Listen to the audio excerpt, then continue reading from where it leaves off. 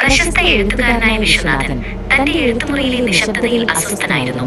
പുതിയ നോവലായ മേരാക്കി പൂർത്തിയാക്കാൻ ശ്രമിക്കുമ്പോഴെല്ലാം മഹാദേവൻ എന്ന അജ്ഞാത എഴുത്തുകാരന്റെ വിജയം അദ്ദേഹത്തിന്റെ ഉറക്കം കെടുത്തി.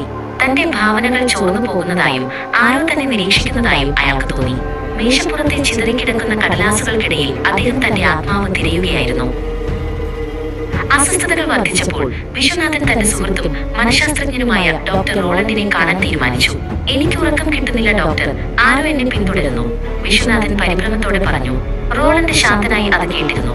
എന്നാൽ അദ്ദേഹത്തിന്റെ കണ്ണുകളിൽ വിശ്വനാഥൻ കാണാത്ത ഒരു തന്ത്രം ഒളിഞ്ഞിരിപ്പുണ്ടായിരുന്നു.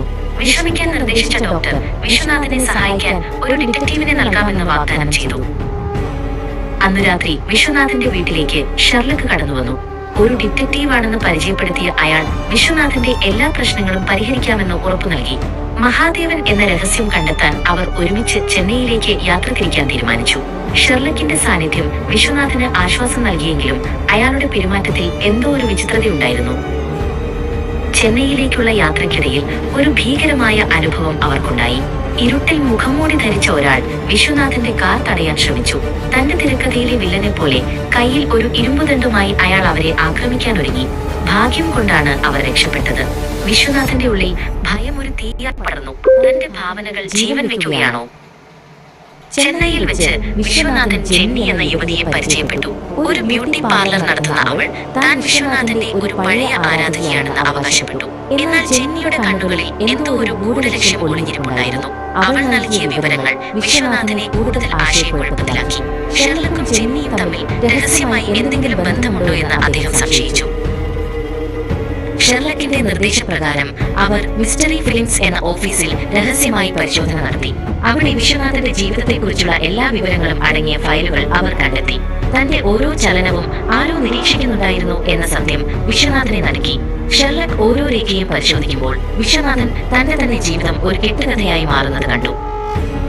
പെട്ടെന്നാണ് കാര്യങ്ങൾ കീഴ്മേൽ മറിഞ്ഞത്. ജെന്നി വിശ്വനാഥനെതിരെ പോലീസിൽ പരാതി നൽകി. IG വിഘ്നേശ്വരൻ വിശ്വനാഥനെ ചോദ്യം ചെയ്യാൻ വിളിച്ചു. താൻ കെണിയിൽ അകപ്പെട്ടുവെന്ന് വിശ്വനാഥൻ തിരിച്ചറിഞ്ഞു. ഇതിനിടയിൽ കൊച്ചിയിൽ നടക്കുന്ന ഒരു പരിപാടിയിൽ മഹാദേവൻ നേരിട്ടെത്തുമെന്ന വാർത്ത വരുന്നു. IG-ക്കൊപ്പം വിശ്വനാഥൻ അങ്ങോട്ടേക്ക് തിരിച്ചു. പരിപാടിയിൽ വെച്ച് മഹാദേവൻ എന്നത് ഒരാളല്ല, മറിച്ച് 10 പേരടങ്ങുന്ന ഒരു സംഘമാണെന്ന് വെളിപ്പെട്ടു. വിശ്വനാഥന്റെ കരിയർ തകർക്കാൻ ഡോക്ടർ റോളണ്ട് ഒരുക്കിയ വലിയൊരു നാടകമായിരുന്നു ഇതെല്ലാം. വിശ്വനാഥന്റെ സ്വത്തുക്കൾ കൈക്കലാക്കാൻ അദ്ദേഹത്തെ മാനസികമായി തകർക്കുകയായിരുന്നു റോളണ്ടിന്റെ ലക്ഷ്യം. ഷെർലക്കും ജെന്നിയും റോളണ്ടിന്റെ സഹായികളായിരുന്നുവെന്ന് വിശ്വനാഥൻ മനസ്സിലാക്കി. എല്ലാം അവസാനിച്ചുവെന്ന് കരുതി വിശ്വനാഥൻ ആത്മഹത്യ ചെയ്യാനൊരുങ്ങി. ഡോക്ടർ റോളണ്ട് തന്റെ വിജയം ആഘോഷിക്കാനായി അവിടെ എത്തി. എന്നാൽ ഷെർലക്ക് തന്റെ വേഷം അഴിച്ചു മാറ്റി സത്യം വെളിപ്പെടുത്തി. ഷെർലക്ക് സത്യത്തിൽ വിശ്വനാഥൻ തന്നെ വാടകയ്ക്കെടുത്ത ഒരു അഭിനേതാവായിരുന്നു. റോളണ്ടിന്റെ ചതി തെളിയിക്കാൻ വിശ്വനാഥൻ ഒരുക്കിയ ബുദ്ധിപരമായ നീക്കമായിരുന്നു ഇതെല്ലാം. IG വിഘ്നേശ്വരൻ ഡോക്ടർ റോളണ്ടിനെയും ജെന്നിയെയും അറസ്റ്റ് ചെയ്തു. വിശ്വനാഥൻ തന്റെ നോവലായ മേരാക്കി വിജയകരമായി പൂർത്തിയാക്കി. തന്റെ ജീവിതം തന്നെ ഒരു വലിയ തിരക്കഥയാക്കി മാറ്റി അദ്ദേഹം വീണ്ടും സിനിമാ ലോകത്തിന്റെ നെറുകയിലെത്തി. തന്റെ സഹായിയായിരുന്ന ആ നടനൊപ്പം വിശ്വനാഥൻ പുതിയൊരു യാത്ര